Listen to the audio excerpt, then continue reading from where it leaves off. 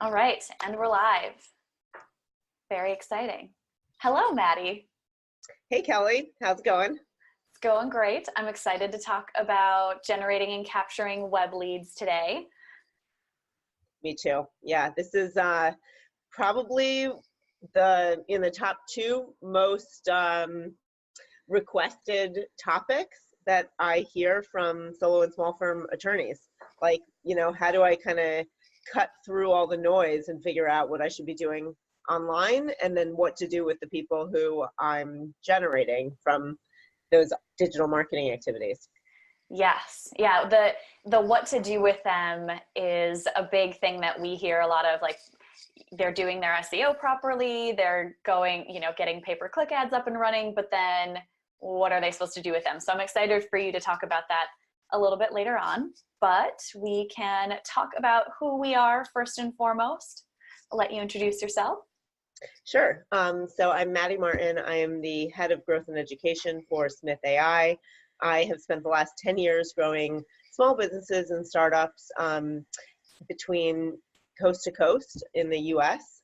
And now I am leading all of the growth initiatives with Smith.ai. We are a virtual receptionist service for live calls and web chat, primarily focused on helping attorneys be more responsive to leads and provide an excellent client experience while achieving better work-life balance. Fabulous. And I actually we will have someone on the AttorneySync clienting podcast in a couple of weeks who uses your services, and she had nothing but great things to say, and it is actually helping her achieve a work-life balance. So kudos to what you guys are doing. Awesome. Great to hear. And I am Kelly Street. I'm the director of marketing, or market director. It's a digital marketing agency for lawyers only, and we do everything from creating an SEO thinking website all the way to handling all of your monthly SEO needs and pay-per-click reputation management. Basically, everything you need to do to get clients online. And what are we going to talk about today? Let's go over our goals and objectives. So, big picture, obviously we are going to talk to you about how to grow traffic from your website using organic and paid marketing tactics, and then qualifying your leads and making sure that you know exactly you're attracting the kind of people you want to attract, screening and capturing those leads, getting your new client conversion rate with effective communication, and leveraging your automations and outsourcing to have a better work-life balance, just as Maddy talked about. And Maddy, what are we going to cover today? So we're going to cover tips specifically that focus on the needs of law firms. So the 6 main buckets here are organic search, SEO, which is both technical and editorial, including links, content, online reviews, anything that increases the exposure of your business organically online on your web properties and others, paid search advertising, online reviews, online but off-site social media, so web properties that you don't own but that you manage, targeting approaches, so how to generate really quality traffic, and then metrics and processes that help you analyze your marketing results and the best sources of the best quality new clients who you want to attract more of, so you spend your marketing budget wisely. Fabulous. And then with all of those tips that you'll get today, you will be able to identify and get hopefully some new online lead sources that you haven't thought of before, improve your results from those, and get a little bit more targeted results. So then you won't waste your time on clients who are probably not going to hire you because maybe your specialty is not what they're looking for. And then, of course, increasing that conversion rate and getting a higher return on investment for your marketing spend. And then, of course, from that, you can have more sustainable law firm growth and reliable, higher quality leads for your firm. Excellent. So, you know, Kelly, one of the things that we often are asked, why is this specifically an issue for attorneys and small law firms in particular, and solo attorneys? Well, I always point to the last two Clio Legal Trends reports, which indicate a very small % of hours that are dedicated to billable work every day. It's actually less than 2 hours. And we compare that to the 2 hours that's spent on business development. So we know that it's really important to these attorneys to generate new clients and grow their firms with quality leads. But at the same time, their time is getting spent not only on work that doesn't actually end up getting billed. A lot of people are not using technology to track the time spent texting and emailing and things like that, but also time is sucked out by the interruptions. And for those who are not accepting the interruptions, there's a lot of lead loss that happens. So 2 out of 3 potential clients say that they're basing their decision to hire an attorney by their responsiveness to the client's first call or email. So that lead's first call or email. So that initial responsiveness, in fact, almost an instantaneous response is expected right now by consumers, because you have to keep in mind that these are the same people who are not only trying to hire your law firm, they're also used to buying on Amazon and Instacart and having things instantly delivered to them with very high responsiveness. So they are consumers in the greater world, and when they come to your law practice, they view you as another business that is held to the same very fast responsive standards. Now, keep in mind also that 59% of people who have a consult still don't hire an attorney. So it's really important that you spend your time wisely in this respect as well, to filter people out before they schedule a consult. And that can be done very effectively with a basic intake and questionnaire form, as well as in many cases taking payment for those consultations. Yes. So what does this mean? Well, the data really points us to a few key dilemmas. The first is that interruptions kill productivity, and we want to minimize them. But at the same time, potential clients demand quick response times, and we want to maximize responsiveness. So how do we marry those two things? That's one thing that we'll address. The second dilemma has a lot to do with software and technology.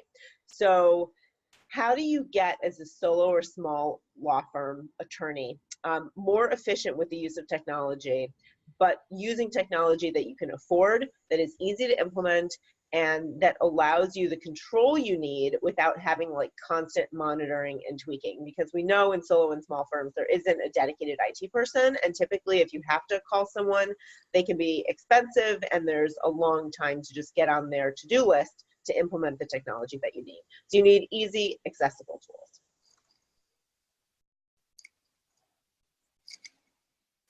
And then another aspect here is control. A lot of the firms that I talk to, for our clients or people who I'm meeting at conferences, you know, they're saying that they started a small firm to have more control, and then it's sort of one of those be careful what you wish for situations where you get more control than you can handle, and then you end up spending a lot of time working way more hours than you want or than you expected, or that you set expectations with your business partners, your family.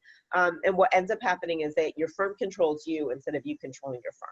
So one of the ways to control this is with effective marketing programs and just consistent processes and practices for lead capture and evaluation and scheduling consultations, because that will allow you to consistently know what channels require your time, how you're going to consistently get leads, and how much you can spend on those channels. And then all you need to do, hopefully, is balance the amount of money that you are spending to generate new clients based on your growth rate and your bandwidth to complete that work. We know that you don't have time to launch and test and adjust campaigns. So being careful about the tools that you're using so that you're able to have those things run once you set up and test, so that you can rely on them to grow and sustain your firm. So what we see here are a lot of challenges with the law firm and its clients in terms of the processes and the experience, both internal and external, and that's what we're going to be focusing on today. And on this slide are just a few examples of different aspects of the processes and the experience that matter here, as well as the impact on the bottom line, whether that's revenue, retention, referrals, or marketing ROI. So as I mentioned, what you can do is to adopt affordable and adjustable systems that are easy to customize, that are comprehensive as much as possible. So you'll hear me talk about, and also Kelly talk about, the variety of services that we each provide.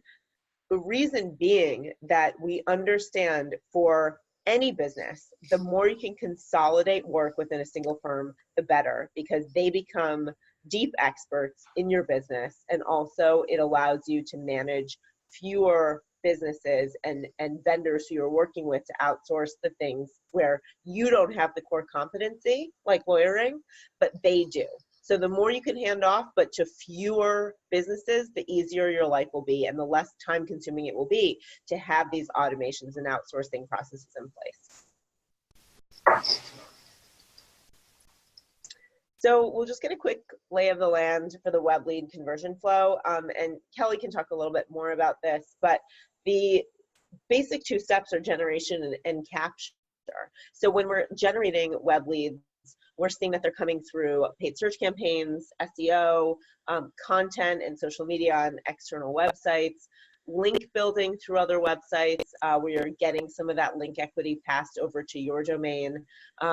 It may also be local listing sites online and review sites, whether that site is dedicated to reviews or it just has reviews as a component. And then when people contact you, the methods are, greatly expanded beyond just phone calls right now and beyond email. So just as we've, seen a lot of people finally start to get comfortable with email and cloud hosted services and things like that, boom, we're into web chat and texting for business. And, as soon as you get comfortable with one, there's a new technology to adapt. So, or adopt, I should say. So what we're going to talk about here is also how you can incorporate these contact methods to work for you in a way that doesn't feel overwhelming, because I think that they often can. And then who responds on these channels? Well, it can be you, the attorney yourself, it can be an in-house assistant or paralegal, or it could be a receptionist or AI service for calls or chat, and sometimes even automatic responses via text message are a popular choice as well. And then what happens during that first initial response is the qualification. And I kind of like to think of this as the trunk of a tree are these sources, and then you are watering them obviously with good channels and sprouting these two branches. And one branch is going to be the good leads who pass your criteria and they go into the intake or into the lead nurturing, and then you follow up with them and hopefully they convert to a new potential client. Obviously that timeline will be different depending on what practice areas you're in.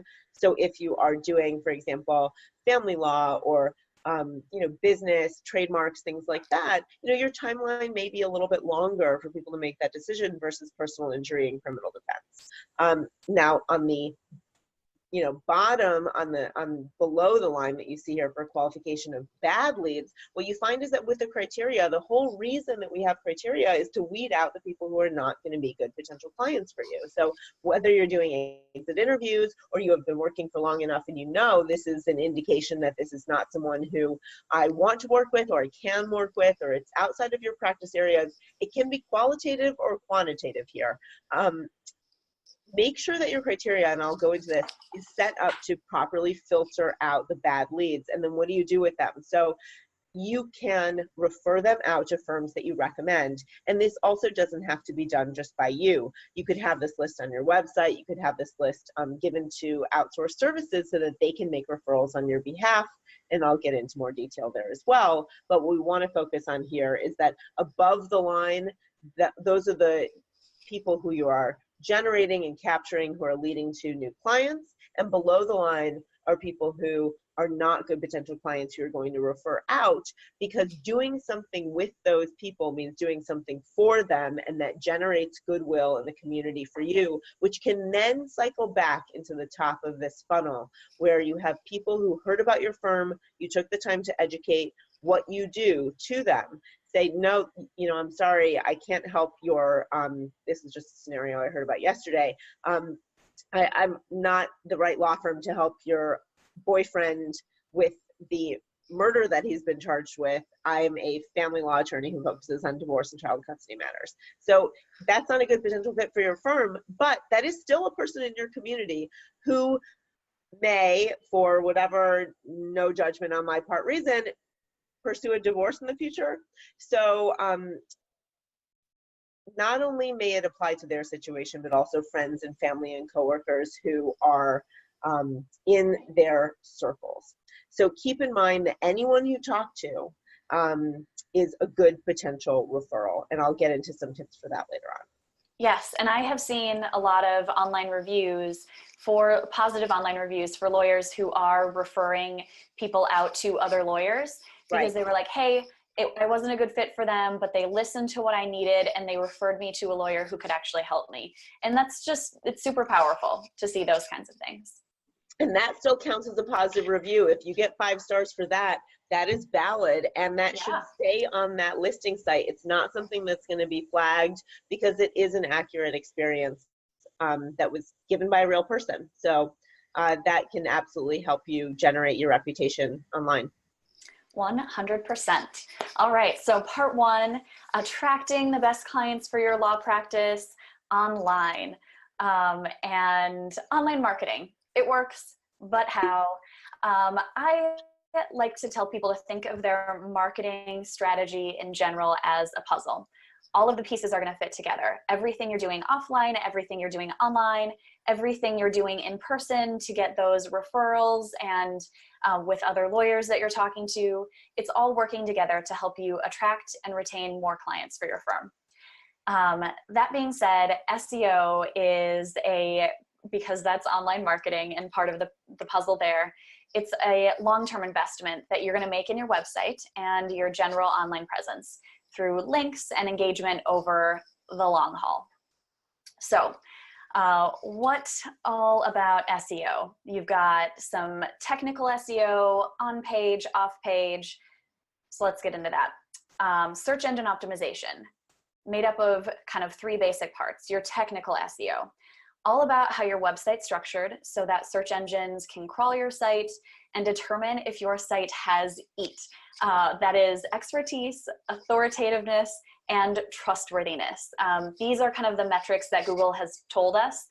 They don't share everything and not all their secrets, but those are some of the metrics they've told us are what they're looking for in a quality site and how they're going to I guess, refer a site by putting that site higher in search rankings than other sites. And then you've got your off-page SEO. This is all about your link building, as Guy of AttorneySync likes to say, meh links.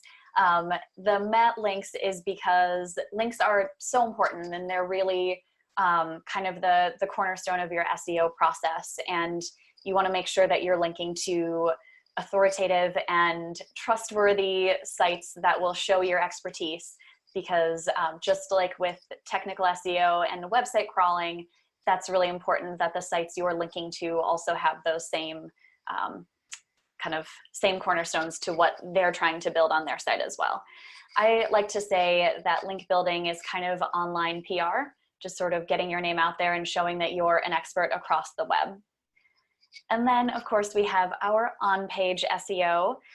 This is kind of focusing on keywords and relevance to the searcher intent or searcher query, as well as obviously user experience, making sure that your site loads quickly, making sure that it is something that they want to engage with, whether it's images or video, in addition to the text on your website, something that's going to capture a little bit more attention and make page views last a little bit longer. All right, so 3 technical SEO tips to make sure that you are doing for your site. First and foremost, decreasing your site load time. so important. I think every time I look up a statistic on how long people are willing to wait for a website to load, it goes from 5 seconds down to 1 second. People just are not willing to wait for sites to load anymore. And I get that. Why would you wait for one website to load for 5-10 seconds when you can just go in that span of time, you can go down to the next one on the search engine result listing. So check your site load time on Google Page Site Insights. You want to talk to your technical SEO person and make sure that you are compressing images, optimizing your files, and then obviously checking the site speed with some regularity just to make sure that when you're adding new posts, adding new pictures, videos, that your site is still going as fast as it can be. After that, you want to make sure you are eliminating any 404s, which those are sometimes a page will say 404 not found. Sometimes the page will just be empty and it won't have what you want on it or what you're searching for. And then also broken pages and links on your website. This could be an old blog post that you have on your site, maybe from 5 or 6 years ago. The link that you were linking to in that post went away. That page is 404'd. Thus, the link that you have is now a broken link. So some tools for this: Link Miner, SEMrush is a good one. We use that one a lot. And Google Search Console also has some nice tools on there for you to help out with some of these things. And some of these tools, Kelly, yeah. they'll proactively alert you when there's an error, right?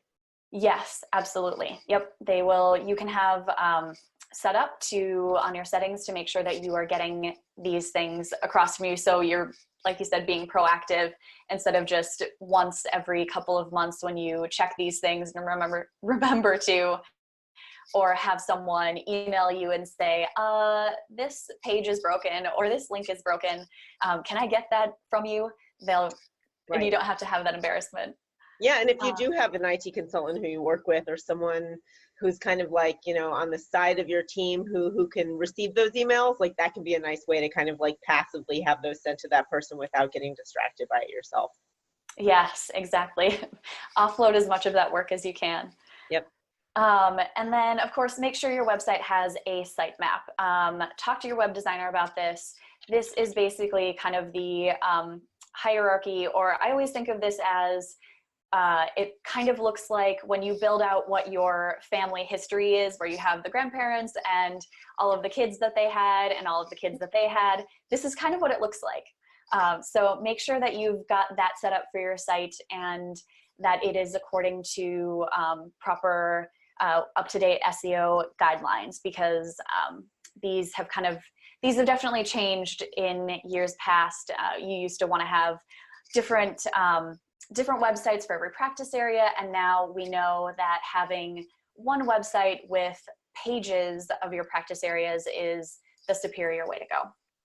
And then bonus, I'll talk a little bit more about this later, but schema markup.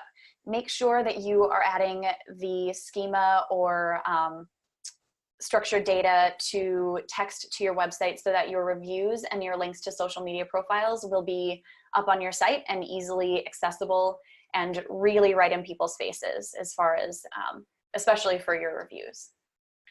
Now, off-page SEO tips. So this is really about accumulating and getting positive interactions with your brand off of your particular website.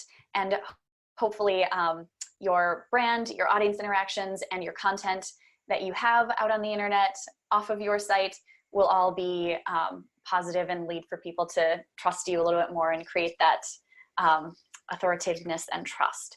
So creating a brand identity by doing link building and doing blog posts not on your site, or getting quoted in an article if you are a birth injury attorney and a mommy blog is talking about, hey, as you're preparing for your birth plan, make sure that you're also thinking about ways that you can reduce any of these possible things to happen. And you know what, in the event that they do happen, this lawyer will tell you what steps to take.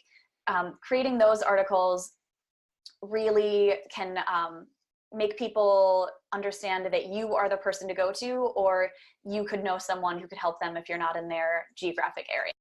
Yeah, Kelly, But, one thing that I'll mention, oh, yeah. sorry. One thing that I'll mention is that I just saw a great post from an attorney who was, I believe she does personal injury and a few other things, but she was talking about Uber rides. And as two women, you know, I think that this is kind of an interesting topic to bring up here, but protecting yourself and setting yourself up for safety and success when you're riding alone in an Uber, maybe it's late at night or in a city you're not comfortable with. I remember when I went to Vietnam, they told me, like, you must only use this approved taxi company or else you're going to be potentially in trouble, you know? So she had this YouTube video, actually, not an article, maybe she's an accompanying article, but a YouTube video that had tips from her experience working on these real cases of people who exhibited similar circumstances when they were in, you know, areas of trouble with these rides, whether it was any ride sharing app, not necessarily Uber.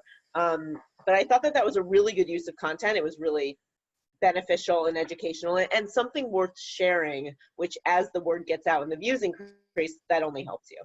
Yes, and as I'll talk about next in on-page SEO tips, that is the kind of thing where it is not your exact content that you would necessarily think of promoting if you're, you know, for her law firm exactly, but it's related content, and it's what the kind of thing that people could be searching for or could come up for them when they have some sort of an issue in an Uber ride and or Uber safety that, you know, maybe even like a parent's looking this up and then they're like, oh, lawyer. And then you're the person kind of circling around in their mind if they do ever have an incident in a rideshare.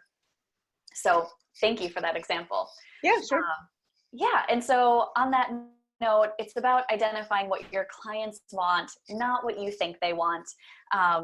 Thinking about the questions they're asking you when they're in your office, not the kinds of things that you want. And well, and I guess this could be a balance between the things that the questions they're asking you and the things that you want them to know, so they're also an informed consumer, like the example that Maddy gave. So it's a little bit of both in order to be able to get those links and have a little bit more of a better brand identity online. And then our on-page SEO tips. So keywords on repeat. Do not use keywords over and over and over again anymore in any pages of your website. Hopefully people are not still doing this, but you do not need to repeat. Google has shown us, I mean, that is the search platform that the majority of people are using. So I will reference Google specifically, but any of the search engines, their algorithms have gotten to be far smarter than we sometimes give them credit for, or maybe not as smart as we sometimes give them credit for, alternatively. But you don't need to repeat keywords over and over again. You can have them in the first paragraph of your site or of your content, and then just sprinkle alternative options throughout the rest of your piece.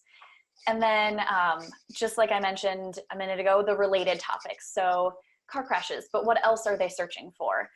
Specific to the rideshare example, are they also searching for rideshare safety and other things to look up? Just make sure that with your keywords and your topics that you're selecting, that they are on topic and relevant, that they include actual answers to searcher questions, and that it is credible and accurate information. It is not just your opinion on something. Opinions are great, but what Google wants is for you to be an expert. And so you want to make sure that you have accurate information in there. And then make sure that what you're doing is subject-based. So your keyword, your subject should be in the title tag. Make sure that your URL is not just, you know, personalinjurylawyer.com/blog/52748. Make sure that your URL actually says what your blog post is. And then in the images that you're using on the site, make sure that the alt text for that image, which if you are on WordPress, that's just an easy category. When you're uploading an image, you'll be able to find that really quickly. Make sure that the text describes what the image is, and hopefully that is related to the subject enough that you can put the subject in the alt text as well and it'll make sense. If it doesn't make sense, don't do that, because that is a strike against you if the image doesn't match up. But anyway, and then just make sure your subject is very specific and that you are really curating the kind of article that people are going to want to read, and it's not just general useless information on the internet. You've already got plenty of that. You're not going to stand out if it's useless or general information. One thing that I'll mention is that also when you're adding alt text to images, it's often overlooked, but it really helps with accessibility for people who are impaired and can't necessarily view images. They may be blind, and they may have online readers that they use to dictate content on a website to them, and it improves accessibility to them in order to understand what they are not able to see by having alt text for an image.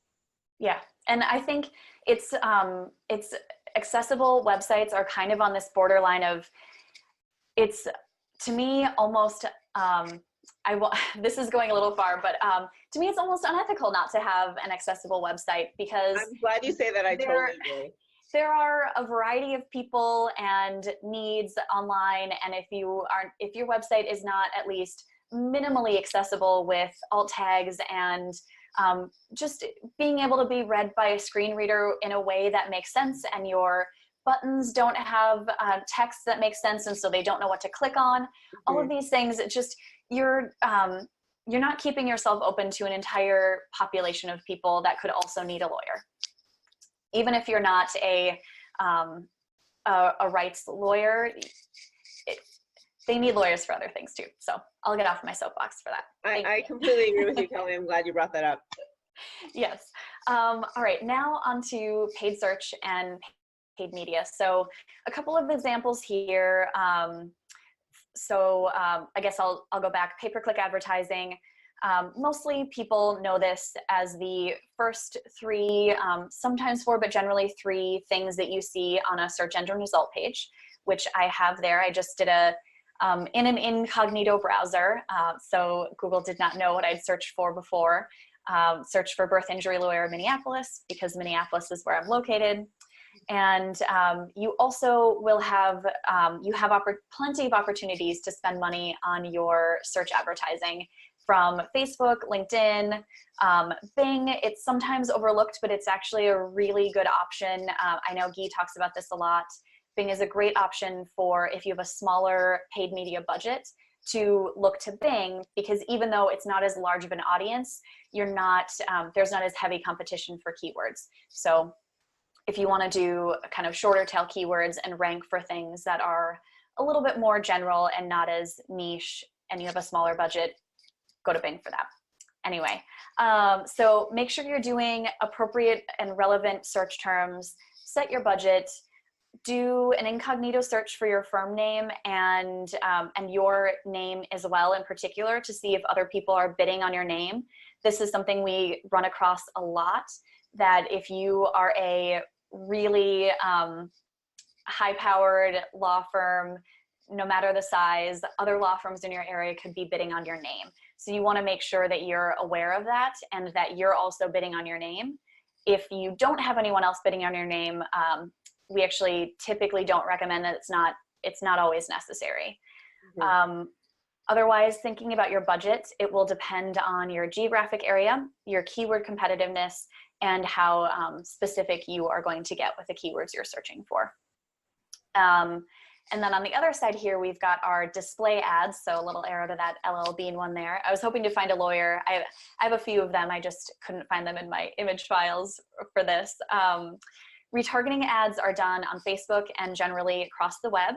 You use a code, sometimes called a pixel, or a cookie is what we generally know it as, that's on your website, and that stores the information of your website visitors. So a tip for this, base the specific URL visits like your contact page. So don't necessarily have it for everyone visiting your website. You may want to put in there if people are going on your contact page or a specific landing page, so that you're going to re-engage people who are a little bit closer to making a decision, rather than people who are just, you know, either accidentally clicking on your website, or they go on it on your homepage and they decide, hey, you're not the lawyer for them, you don't have that practice area that they want, and they're moving on. So a little bit of funneling there. Online reviews. I am such a big fan of online reviews. I look for them myself basically anytime I'm looking to purchase anything, use any sort of a service, go to any sort of a restaurant. I am all reviews all the time. I know there is some worry that reviews are not always incredibly trustworthy, but you do what you can for your firm and make sure that you have reliable reviews for potential clients. Because I will tell you, if you don't, consumers are starting to get incredibly intelligent, and there is a landmark suit that a consumer is suing a law firm for false reviews online. And she said her suit is valid and it's moving forward, and it's because she saw that they had tons of great 5-star reviews on their Google My Business profile. She was like, great, this is the law firm for me, retained their services, had an incredibly poor experience, and had someone look into the validity of their reviews. Turned out that their reviews are fake and that they are notorious for using fake reviews. And so now she has a legitimate lawsuit to go ahead with this law firm. So anyway, reviews create social proof, make you trustworthy as long as they are legitimate, and are, for people like me, essential to their decision making. The other asterisk on this, review gating. So review gating is the practice of only allowing people who you know have had a positive experience with you. This is not by Google, it's by a number of state ethics committees. So my advice to you on this, don't do it. It's better to be safe than sorry, and just send out a review prompt to everyone who you have, you close their case or close their matter with. Online reviews. So we all know what they look like. I just kind of wanted to point out, I found this really interesting. The Google search result for online reviews, your Google My Business profile will pull in reviews from your Facebook or other reviews around the web, like we have a review on Lawyerist. And then for Bing, totally different scenario here, it pulls your reviews from Yelp. And luckily we've got a couple positive reviews on there too. So just kind of be aware of what search engines are pulling your reviews, so you know what's going on around the web and where different people are searching, how that could affect your firm. Online but off-site. So social media reviews, they show people that you are accessible as long as you're responding to your Google My Business Q&As quickly, and your Facebook messages, because your Facebook message, your Facebook profile will show how quickly you respond to messages, and you definitely want to try to get that to be under an hour. Allows you to have visibility across the internet, like I just showed you in the searches. So ask people for feedback. You can do this really passively by having links in your email signature. The lawyer I mentioned earlier, who I met through Maddy, Justy Nickel, she is awesome, and she uses Wisestamp as her email signature, and it has click to review her right in there and click to do appointments and all that stuff. But I was introduced to Wisestamp through her, and it's just a really cool option to have a more technologically advanced email signature. And then, like I mentioned earlier, schema. So I pulled this directly from one of our clients' websites. They pulled their review schema, put the code on their site, so it kind of compiles and pulls all of their reviews together. So all across the internet, they now can show that they have over 200 5-star reviews. Really great, just kind of passive marketing that they have on their site. And then I would not be able to finish this without talking about my love for Google My Business and the importance of this. If you have not, I'm certain that all of our audience has, but just in case you haven't, claimed your listing, please go ahead and do that now. It's really easy. You just basically search for yourself on either on Google, or you can search Google My Business and then click in and go through there. You definitely want to monitor your question and answer. You can see right here, we've got 3 questions and answers, and we have answered them all. Make sure you're posting in your Google My Business, putting videos, putting photos up. We like to use dynamic number insertion for our post. We put a different phone number in our Google My Business listing so that we know when people are calling us that they're calling directly from Google My Business. You can do a little bit of tracking from there. And then of course, be honest about your availability. If you have an answering service that is 24/7, feel free to put 24/7 on there. If you don't, or if your office is closed on a particular holiday, make sure that you are updating that in here, because the worst thing is for a potential client to think that you're available 24/7. They call, they leave they get a voicemail. They're like, okay, that guy's really not available. And just creates a negative experience. If they were going to call back, they probably wouldn't then. And then of course, don't spam your listing. Spamming your listing means putting car accident lawyer, Chicago as your title of your business. That is not your title. There are plenty of people who are scouting the internet for violators of Google My Business spam, so don't do it. And then second to last, targeting and generating quality traffic. I'll get into this more later, but here are a few tips that I have for getting traffic that is more relevant to you. You're picking a topic, you're creating a list of phrases that are related to that topic, checking your domain authority of your site, checking the popularity of the key phrases. You're searching for the phrase in Google to make sure that you know the other content that's coming up for that phrase already. You are, of course, writing the best page you can using the tips I've given you earlier, and then optimizing that page for those key phrases.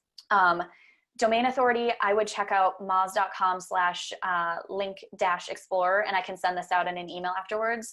But that's a great one for checking to see how authoritative your domain is seen on the internet.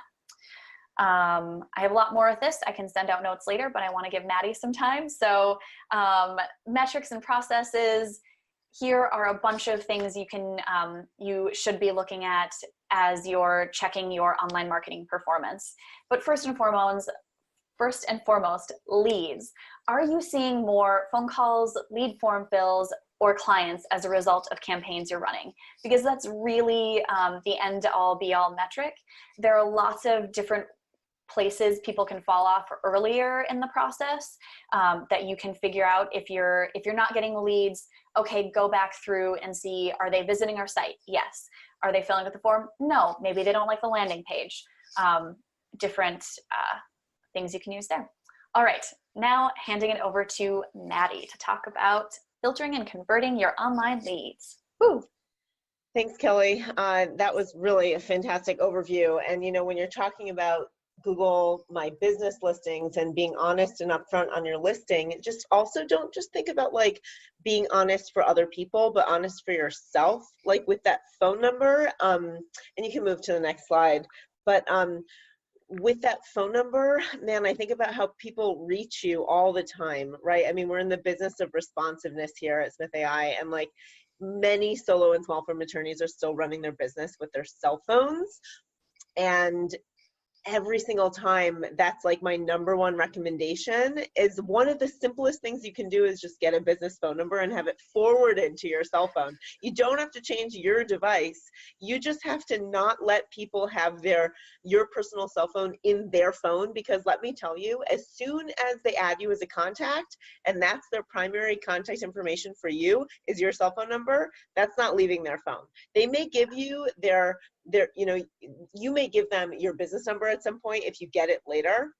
and they will still have your personal cell phone in there, and it will be marked as a cell phone, and they will know that they can reach you there if they need to, and they will try. So don't even let that, you know, get started, and make sure that you have a business phone number. They're very, very cheap. I mean, we're talking like, you know, under 30 bucks a month, you're getting a business phone number that is dedicated for phone, text, you know, whatever it is that you need. So that, plus to having an after hours voicemail and setting expectations properly, are two of the most like basic communication improvements that you can make like immediately after this webinar, right? Yes.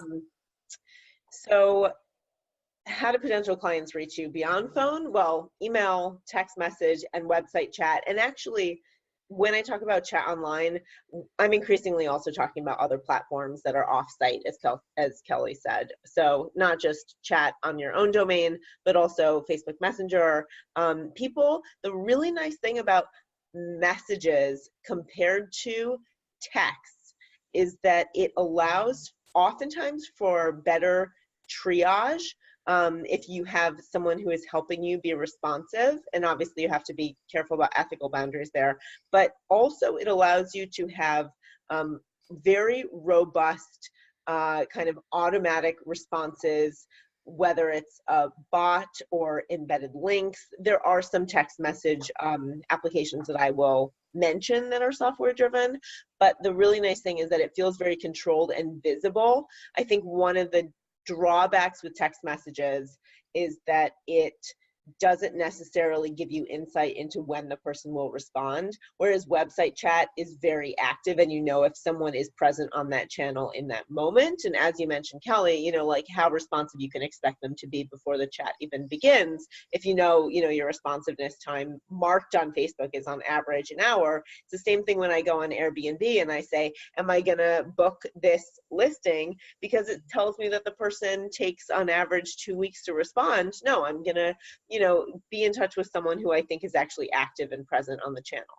And that gives you an indication of their future responsiveness to you as a client. And I think that consumers are very savvy when it comes to setting up their expectations. And that could be about reaching you on your personal cell phone, or it could be about, if you're responsive in the beginning, that gives them the sense that you're going to be responsive throughout the engagement. So let's talk about how these communication platforms work in the context of a law practice, and really what it comes down to. And Kelly was mentioning tools as well as things that you can do personally, and that gets down to this equation, which is human intelligence combined with machine intelligence to deliver fast, friendly, and accurate responses that also really effectively qualify leads so that your time is wisely used from end to end, from the beginning before the client hires you all the way to the end. So what are some examples of human intelligence? It's the content itself on your website or in the lead form. It's the questions that you're asking in your intake. It's the greeting you use in that web chat. Whereas the machine intelligence is not only the web chat software itself, but also the integration that happens when a chat is completed, that the transcript appears in your CRM, right? So if you're using Clio or Practice Panther or Rocket Matter or Lexicata, or now it's Clio Grow, or whatever it is that you're using, you can have, thanks to software that talks to each other, and you've probably heard the term API and Zapier, whatever the case may be, the beautiful thing these days is that software talks to each other, and you don't need to understand why, but you do need to understand that these tools are available to you, and the automations make your life easier, and it takes away from the data entry tasks and chores that may be consuming some of that time that prevents you from billing more time every day. So in terms of productivity and efficiency, there is machine intelligence that is accessible to you at a very low price to bring in the data from one area to another, whether that's a chat into your intake software, or whether it's a credit card payment into your billing system. And all of these things help with efficiency, and they also help you be more productive and a better manager of the cases and projects that you're working on and running your firm. So effectively, like, the human and machine intelligence combine to provide a greater experience to clients and to you when you have better quality leads and better marketing ROI. Now, how do you manage response times? So I use this acronym because it's easy to remember and it's something that you want to remember, which is to get paid. So effective response management involves being predictable. So again, those accurate hours on your listing. The same treatment of the similar client types, good or bad leads, every single time. It should be accessible, meaning that if someone is trying to text you, then you should enable business texting. And let me tell you, they are all trying to text you. Just because you're not getting business text doesn't mean that you're not, your business isn't relevant in the texting sphere. As soon as you enable business texting, if you don't already have it, if you have a landline, there's a great service called ZipWhip that you can add. There's a ton of SMS add-ons for business lines. Or if you have a VoIP phone, it should come with your plan. But accessibility, we were talking about, you know, adding alt text to images, Kelly. Like, accessibility comes in many forms and it has many faces. And it means, with respect to responsiveness, not just being fast to respond, as we're talking about the timeliness of your response, but also being on those channels where people want to communicate with you. So improving access to you where your potential clients are already communicating. It should be individualized. So making sure that you are using the proper questions to qualify and screen people, because not only does that save you time if you're not booking consults with people who are not likely to hire you, for example, someone who is being charged with murder and you run a family law practice, like, probably not a good fit. But it's also a really bad experience for them because they're wasting their time as well. So what you want is to deliver a great experience, and then maybe you even, you know, bring it full circle, and that generates a good review for you, even if they didn't hire you, because that experience is what drives the motivation to write a review. It doesn't have to be actually an engagement. So if you're individualized, if you give them the attention that they deserve and you listen, and then you direct that potential client down one of those two branches of the tree for good or for people who you want to refer out, that experience up front, that extra time spent either by you or by someone who you're outsourcing that to, or if it's listed on your website, that will pay you back in spades.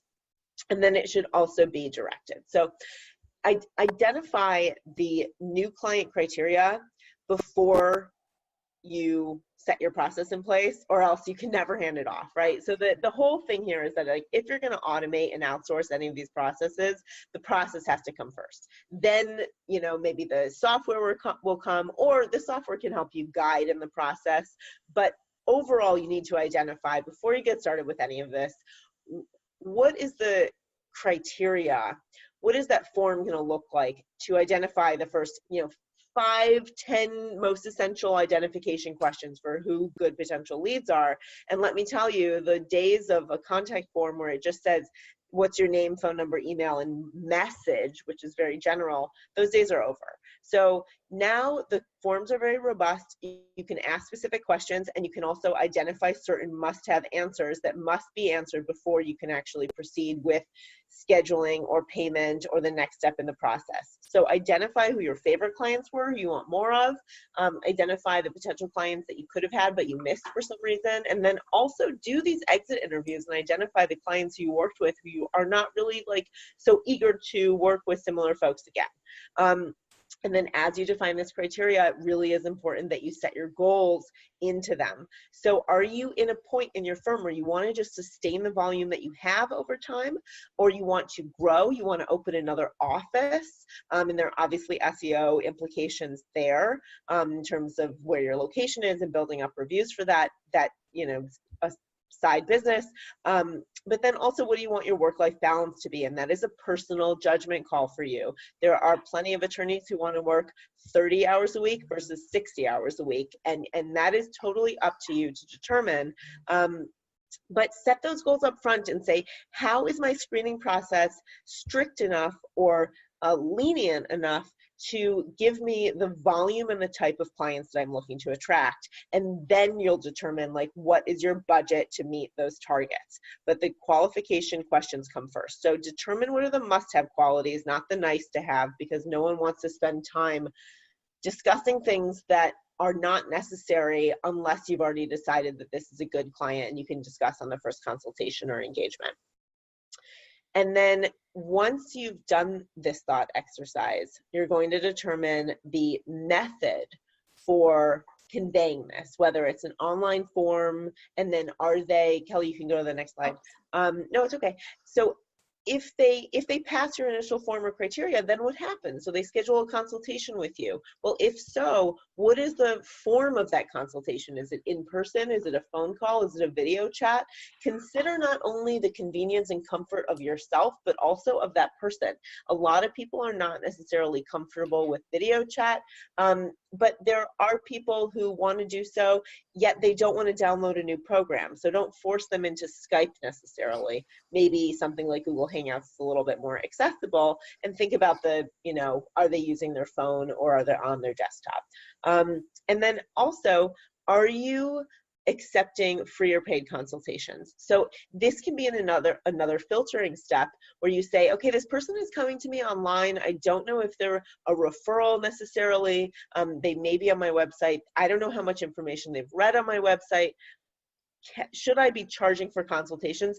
What we're seeing more and more is the recommendation is yes, but what you can do is you can charge for that consultation, and then you can credit that to their first bill, potentially. So it's not an extra cost, it's actually just a commitment of intent and how serious they are, but the people who are serious are not being penalized. So that is a nice thing to be able to offer. And then obviously, once you have this process in place, you can have your calls, your web chats answered by someone other than you, so you can continue doing work while this process flows.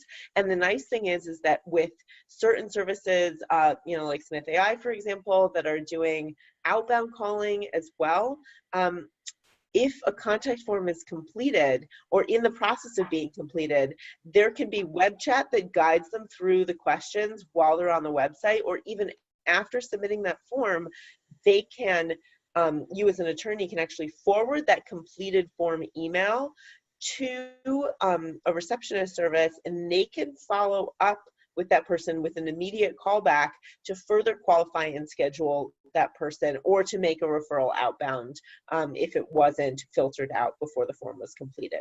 So that inbound and outbound process just allows you to have fewer emails at the end of the day to follow up with and to make decisions on.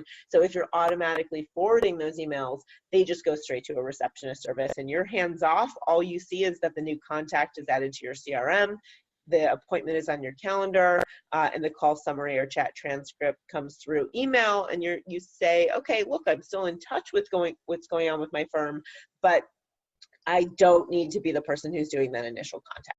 But here are some, basic form creation tools. They're very affordable. So you can build out all those questions in there, and then you can, I'll give you some examples in the next couple slides for the basic intake options, and then some more creative offerings. So that kind of also combine great keyword and content intent into the form completion itself.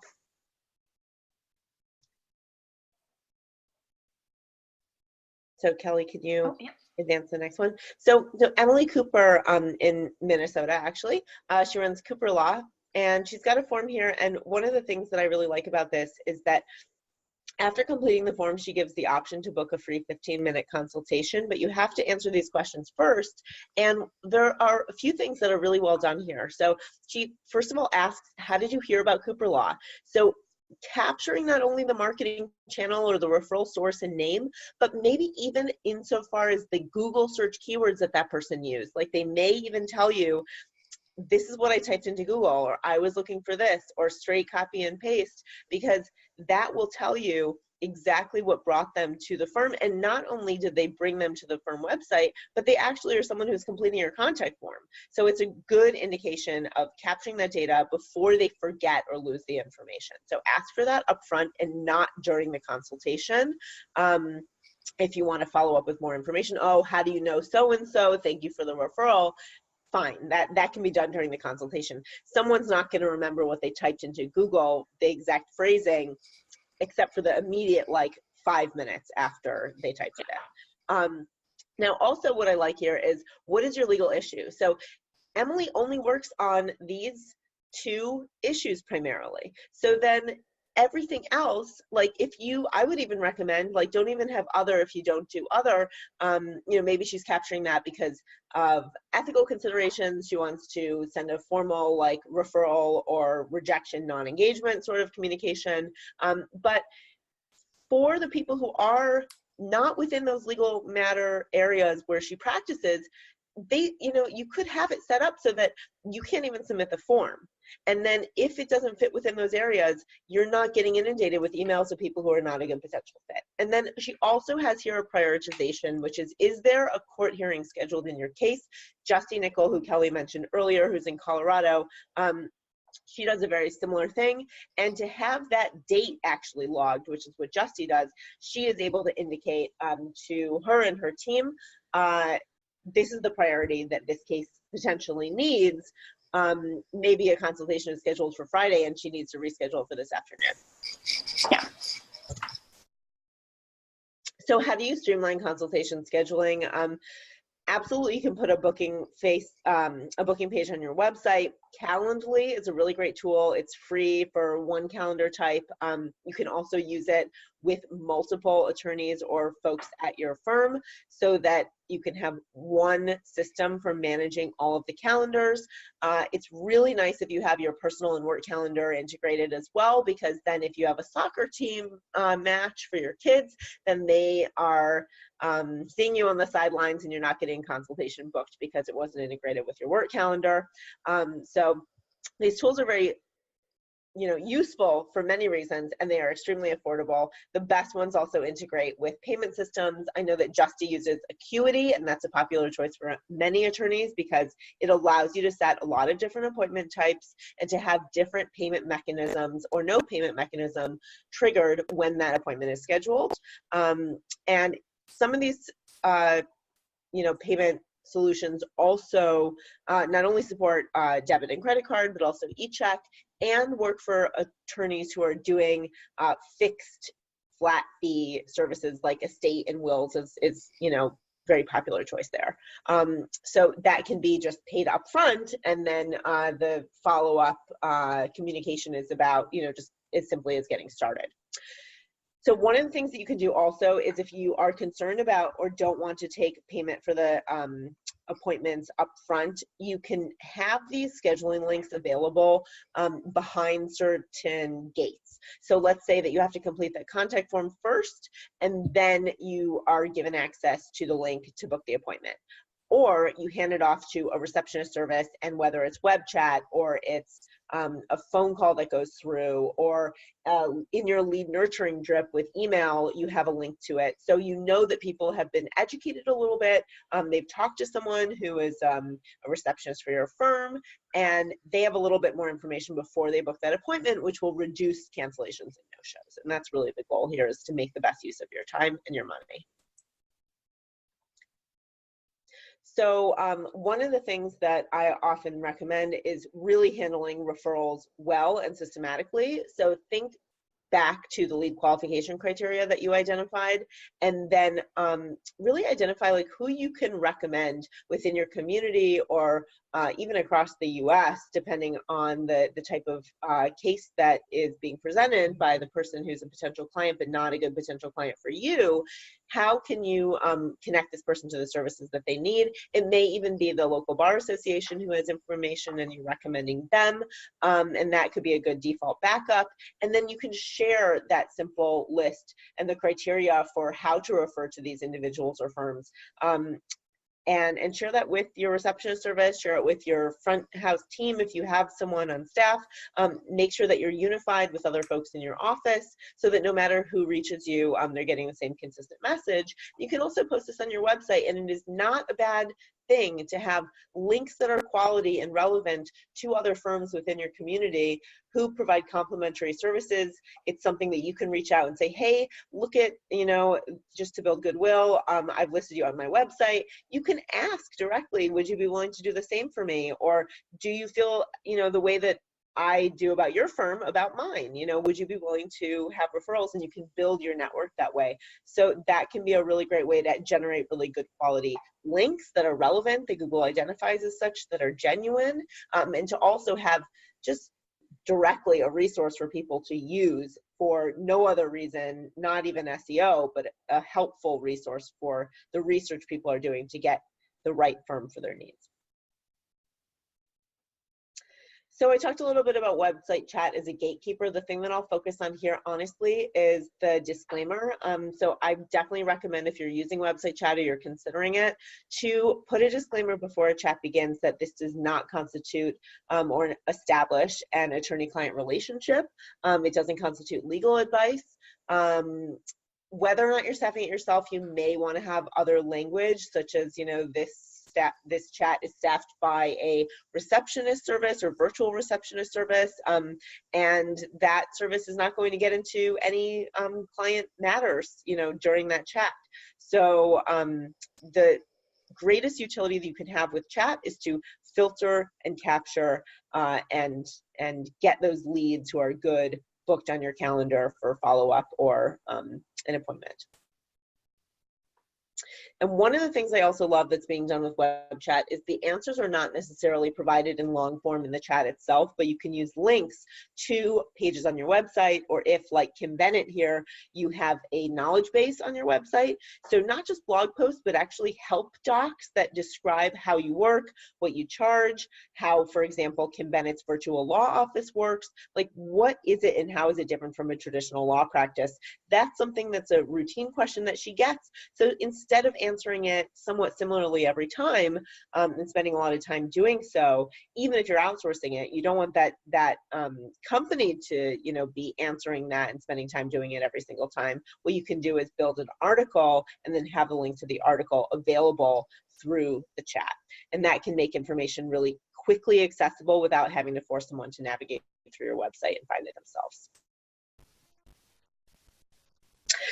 So just, circling back here to integrating communications within your existing system. So if you have calls and texts coming through, make sure that those are being logged in your CRM, even as you're having texts with a potential client who then becomes an existing client. They continue texting you and it starts turning into, information about the case itself. That should be time that you're actually logging and billing. And a great app for that is Time Miner. There are other apps that are good at tracking your time and including it into your invoices. But as you're using these different platforms to communicate with new potential and existing clients, make sure that you are getting paid for the time that you're spending on these channels. And I think there's some hesitancy to expanding into the new channels because there isn't the awareness that you can actually bill for time spent with clients on them. And you definitely can. If you're discussing case matters or you're sharing information via text message because you are in court and you can't be on a call, or because that's the preferred method, or because someone doesn't have a scanner and they're sending you documents and photos on their phone, time that you're spending on these channels, that absolutely can be billed and counted. So make sure that you are obviously in coordination with the ethics, opinions, and rules that are within your state, in compliance with that, logging all the time that you can and getting paid for the time you're spending with clients on any channel. And through API, you can have it passed into your CRM, and even with your phone system, you can have all of the calls and email times spent logged within the invoices every month that you're sending out. And then with marketing and new business growth tracking, one of the things that Kelly mentioned earlier is tracking phone numbers specifically. I would also say, like, not just on paid search ads or certain landing pages that are really valuable, and you're trying to determine, are these generating, you know, a lot of good quality leads, who is calling, using what numbers, and are they converting into new clients?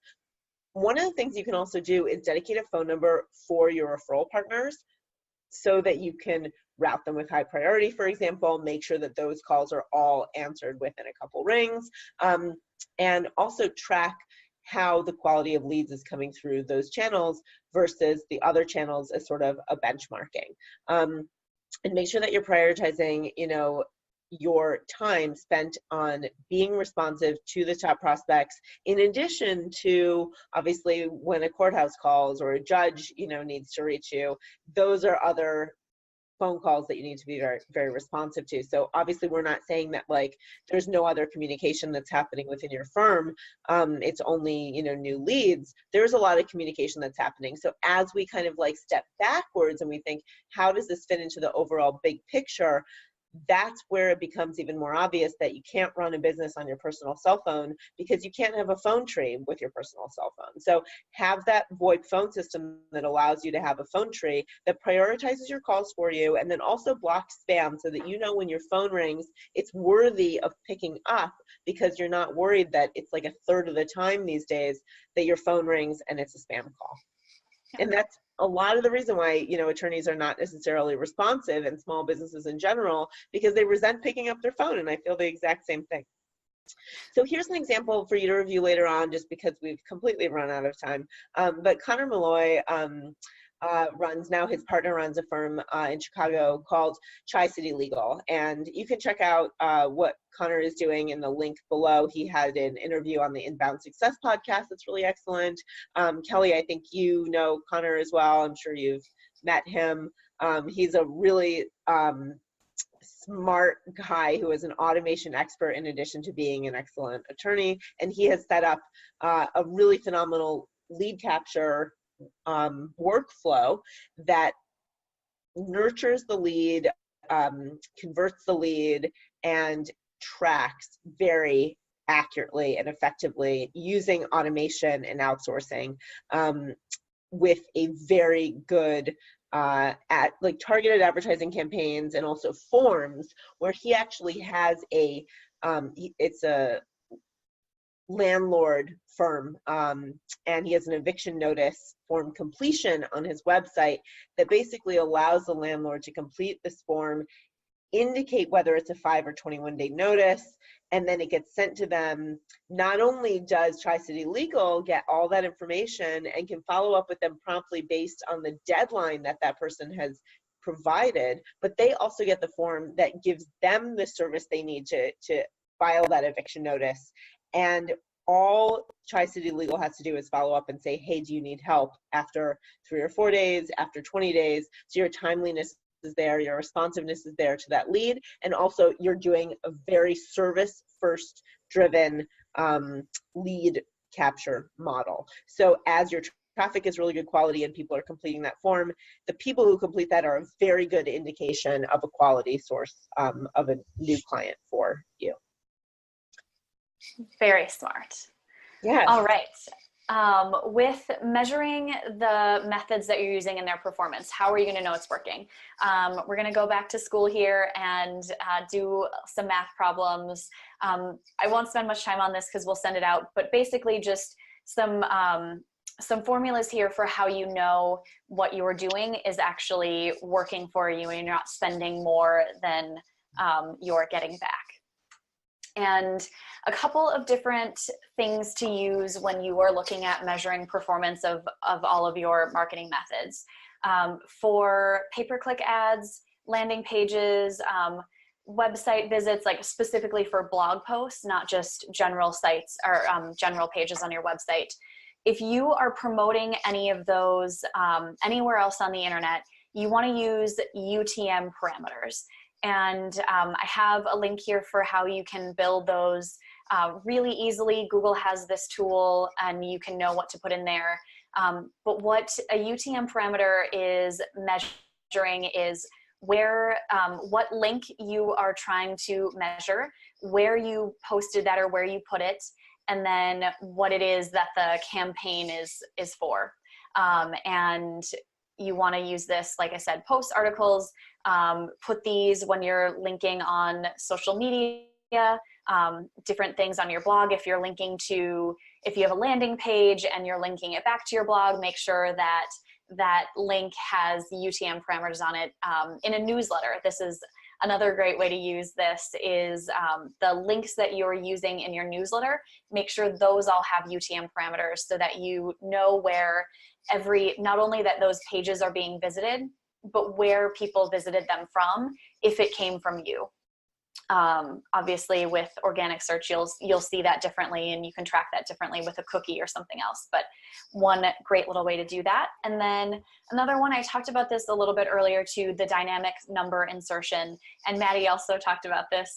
So great that we're both in alignment that this is a smart thing to do. Figuring out where people are converting from, use it on your online profiles, a variety of them.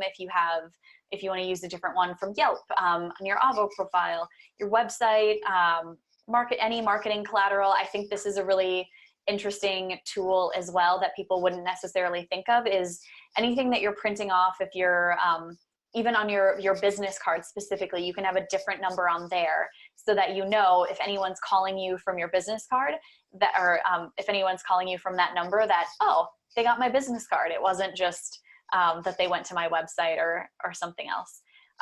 We use CallRail most often for getting those different phone numbers.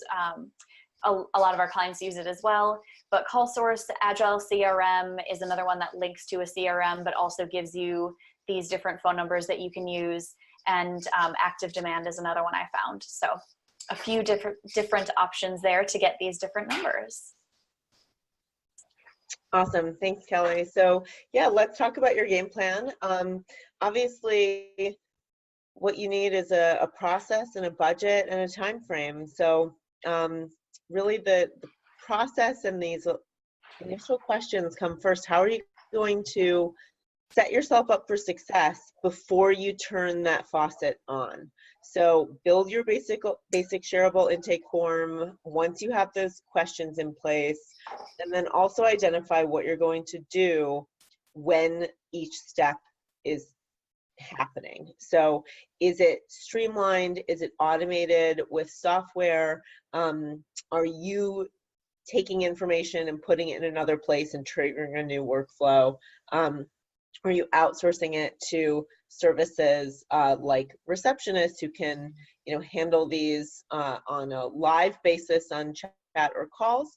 Or are you automatically setting up certain text messages or responses or bots that allow you to be responsive no matter where you are or where anyone is who is working for you? And then really define the standards so that you can identify the channels that are driving the best leads, and you're using the same metrics across all the channels, so you're comparing apples to apples, and balance budget in accordance with the quality and the quantity that you are looking to achieve, whether you're looking to more sustain or grow your practice, to open a new office, whatever the case may be. You may be trying to surge, you may be trying to even out the fluctuations in new leads that are coming through to your practice based on certain seasonality. And whatever it is that your goals are, make sure that you're prioritizing your fixes based on the greatest urgency and importance, and also time consumption. So one of the things that I really like to do is to use the Eisenhower decision matrix. You can click on that link for more information. And typically what we find is that when we're talking about the balance of importance and urgency, that lead qualification and payments are often the most time consuming and the most easily outsourced with intake forms and online payment solutions. And data entry and lead follow-up, like email lead nurturing drips and things like that, are the most easily automated. So you set them up once, you set up the API integration with your call system connected to Clio, or your new content comes through and they're added to a MailChimp list of people who didn't immediately convert but showed high intent, well, then you have those retargeting ads triggered, or you have the lead nurturing drips triggered. Then after you implement the form and the process, I really recommend that in the next 30 to 60, 90 days, you just take on a couple of these things, and then you wait a month or two to restabilize, collect data. It may take you more or less time depending on the volume of new leads that you're getting, so that you have enough data to actually make a good decision using. And then you can evaluate not only the monetary impact, how many new leads and dollars came through the door, but also what was the satisfaction level of those clients? Are you happy with the amount of work that you have and that your firm has? And also the work-life balance, stress levels, sleep quality, and all those other quality indicators that help you have more control and satisfaction in your work and life. So I encourage you to do this not just once, but a few times a year, depending on your bandwidth and what your firm demands at this current state in your career and in the growth of your firm itself. And to reach out to me and to Kelly if you need any help sort of around this decision making. We are available by email. We're both also on LinkedIn. I will mention that anyone who is listening to this, if you use the code async50 in partnership with AttorneySync, Smith.ai is offering $50 off your first month of live calls or live website chat staffed by our receptionists, and that's in addition to a 10-call or 5-chat free trial. So you can give it a test run without having any skin in the game up front. Fabulous. Well, I mean, we did go way over time. If anybody does have questions, feel free to reach out to us and ask away. And I would be remiss without also saying, if you are not a current listener of Clienting, feel free to go subscribe, because we will have Justine Nickel on one of our upcoming episodes that I talked about, who she uses Smith.ai and a bunch of other automated automations and other things as a solo with just a paralegal. So you'll get some cool information from her about the things that she's doing that are all in line with all of these things that we talked about. So fabulous. All right, everyone. Thank you so much. We will hop off here. Thanks, Kelly.